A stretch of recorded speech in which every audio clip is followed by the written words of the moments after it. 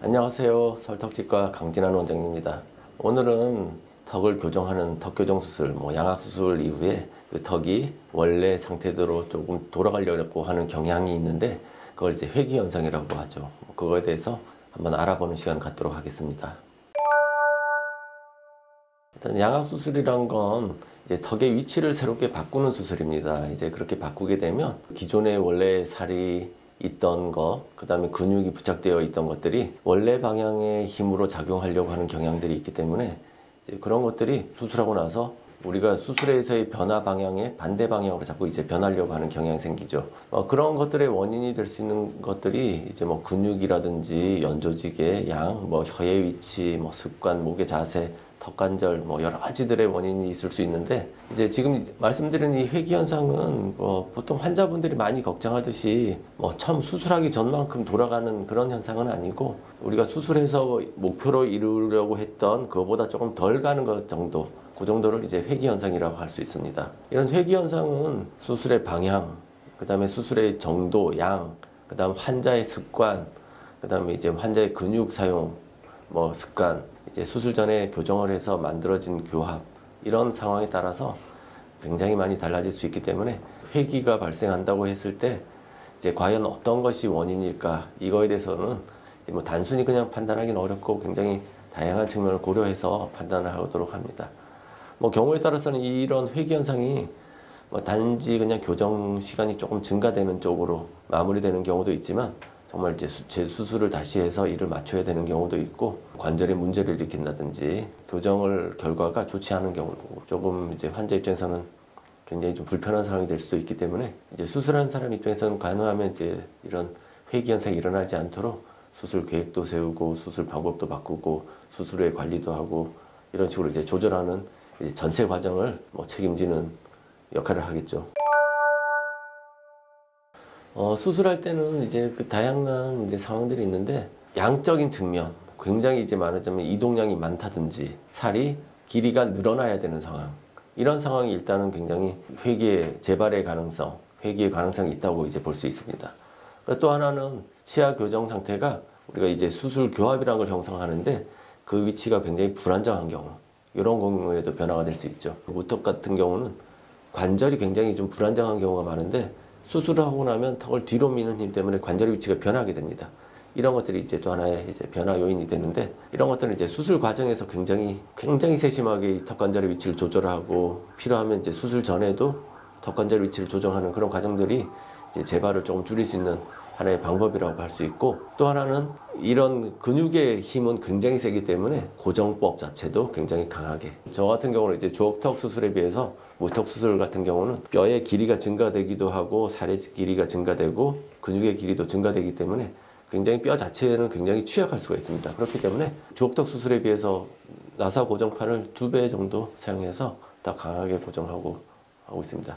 그리고 주걱턱인 경우에도 위턱의 성장이 적은데 아래턱이 많이 나와 있는 경우, 위턱을 수술하지 않고 아래턱만 수술하는 경우는 당연히 이동량이 굉장히 많아지겠죠. 그런 경우는 저는 당연히 숨을 쉬기 위해서 공간을 차지해야 되는데, 그 공간을 차지하기 위해서 혀가 계속 미는 힘이 가해진다든지, 또는 이를 꽉 무는 습관,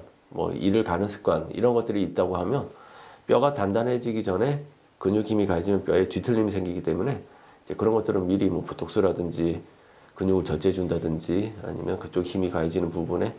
이제 뼈와 근육을 분리함으로써 힘을 못 쓰게 하는 그런 처치들이 이제 이런 재발을 좀 더 예방할 수 있고, 그 다음에 아까 했지만 이동량과 이 공간의 문제, 이런 것들을 해결하는 거는, 예를 들은 것처럼 위턱이 꺼져 있을 경우는 위턱을 정상적인 위치로 앞으로 내므로써 아래턱이 들어가야 될 양을 조금 줄여주는 방식으로 치료 계획을 수립하는 것도 이제 하나의 좋은 방법이라고 할 수 있습니다. 그래서 보통 이제 기본적으로 이제 수술에서 회귀가 많은 방향, 아까 했지만 반시계 방향 회전, 그 다음에 턱끝, 무턱의 환자에서의 전진, 그 다음에 주걱턱에서의 굉장히 많은 이동량, 이런 것들은 누구나 다 이제 수술하면서 예측할 수 있기 때문에 이 회귀에 대한 예방에 대한 노력을 당연히 이제 수술한 사람이라면 누구나 하고 있습니다. 그럼에도 불구하고 약간씩의 변화들이 있는 경우들은 이제 가끔씩 보이고, 이제 그런 것들이 조금 많은 경우는 이 모든 문제들이 같이 겹쳐 있을 때, 교합의 불안정, 그 다음에 고정의 불안정, 근육의 습관, 근육을 쓰는 습관, 그다음에 이동량이 많거나 뭐 근육의 길이가 변화되거나 이런 것들이 동반 같이 나타나면 이제 뭐 어쩔 수 없이 약간의 재발이라든지 회기가 나타나는 경우가 있습니다. 뭐 그런 경우라도 수술 후에 이제 뭐 고무줄이라든지 물리적인 이런 미케닉을 이용해서 그런 것들을 줄일 수 있는 노력들을 이제 또 당연히 해야 되겠죠.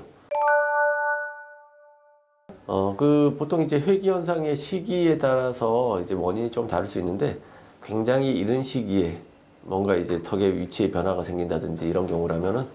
제일 먼저 의심해야 될 것이 이제 관절의 위치. 관절의 위치가 수술 시에 조금 잘못 잡혔기 때문에 그게 제 위치로 돌아가면서 턱 위치가 변한다든지 이런 경우가 있고, 그 다음에 불안정하던 교합들이 맞아지면서 턱의 위치가 변하는 경우, 뭐 이런 경우면 수술 교합을 조금 잘못 잡았다든지 계획을 좀 잘못했다고 볼 수 있습니다. 그 다음에 이제 수술 과정에서 턱관절 위치를 잘못 잡은 거, 이런 것들은 약간 테크니컬한 문제들인데 그런 것들은 이제 뭐 당연히 조금 더 잘할 수밖에 없는 거고, 그 다음에 좀 더 딜레이 돼서 재발이 일어나는 경우, 이런 경우는 이제 아까 했지만 수술 직후에는 이제 근육 힘이 크게 작용하지 않기 때문에 이 초기의 회기에서는 원인은 되지 않지만 이제 장기적으로 한 3-4달 이상 지나면 근육 힘이 작용하면서 뼈가 완전히 강하지 않은 상태에서 이제 뼈의 이 고정된 위치가 변화되는 그런 상황이 발생되면 턱 자체의 길이가 증가가 되는 효과가 생깁니다. 그렇기 때문에 그런 경우는 이제 근육 요인을 줄이는 방법, 이런 것들을 고려해 봐야 되고, 그 다음에 이제 좀 더 늦게 재발되는 경우는 아까 했지만 최종적인 교합이 형성되면서 턱이 나오거나 아니면 뼈에 변화가 생기면서 이제 나오는 경우, 그 다음에 무턱인 경우는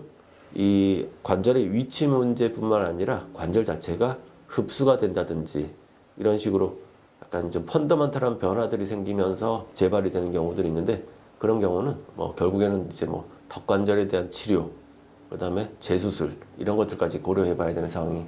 발생할 수 있습니다. 물론 굉장히 이제 이런 것들이 불행한 일이긴 한데, 사실 대부분의 환자들은 모든 문제들이 동시에 겹치는 건 아니기 때문에, 그리고 그런 것들도 어느 정도 예방하기 때문에 대부분은 아주 작은 변화들, 미세하게 교합이 조금은 변화, 이런 것들 정도로 대부분 이제 교정적인 치료 방법으로 어느 정도 컨트롤이 된다고 이제 볼 수 있습니다.